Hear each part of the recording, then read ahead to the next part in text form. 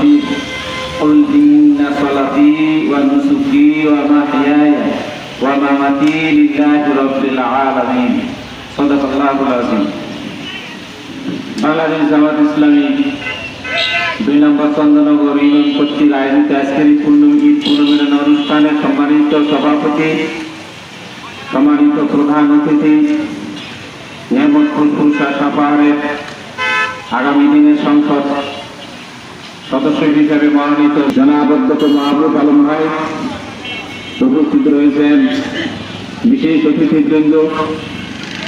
আলহামদুলিল্লাহ বিশ্ব মানবতার মুক্তিদূত সাইয়্যিদুল মুরসালিন মুহাম্মদ রাসূলুল্লাহ সাল্লাল্লাহু আলাইহি ওয়াসাল্লাম আল্লাহর এই জমিনে আল্লাহ দ্বীন বাস্তবায়ন করতে গিয়ে যারা শাহাদাত বরণ করেছেন, মহান আল্লাহ রাব্বুল আলামিন তাদের যেন শাহাদাতের সর্বোচ্চ মর্যাদা দান করেন।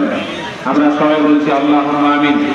যারা এই কাজ করতে গিয়ে পঙ্গুত্ব বরণ করেছেন, অন্ধত্ব বরণ করেছেন, জেলখানায় রয়েছিলেন, বর্তমানে যারা আল্লাহ রাব্বুল আলামিন আমাদেরকে একত্রিত করেছেন, এজন্য আবার আল্লাহর শুকরিয়া আদায় করছি আলহামদুলিল্লাহ। সম্মানিত ভাইরা, আপনারা দাস শুনেছেন, আমি দাসের আয়াতটি আবার তেলাওয়াত করেছি।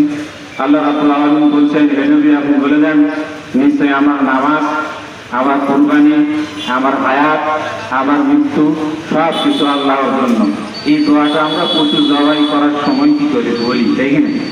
দোয়াটা পড়ি তো কুরবানি করেছি, কিন্তু এই কুরবানির যে মর্মার্থ, এই দোয়ার যে মর্মার্থ, সেই মর্মার্থ অনুধাবন করে যদি আমরা কুরবানি দিতাম, তাহলে বাংলাদেশের 90% মুসলমানের দেশে এই কুরবানি দেওয়ার পর এই কুরবানি দাতারা বলতেন না যে বাংলাদেশে কোরআন আইন চলবে না, কোরআনে কোনো রাজনীতি না। এই কথা বলতেন কি? এই কথা কি বলতেন?